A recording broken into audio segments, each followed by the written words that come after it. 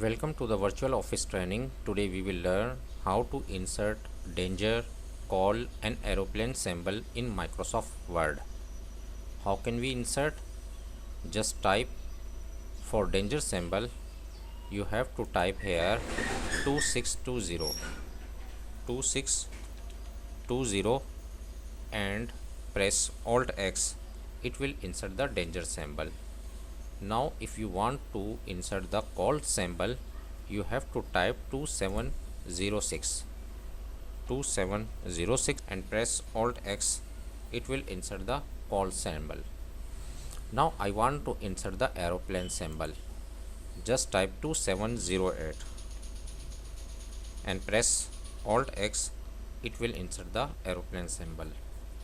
That's way you can insert danger, call and aeroplane symbol in Microsoft Word. Hope this tip will be very helpful for you. Thanks for watching.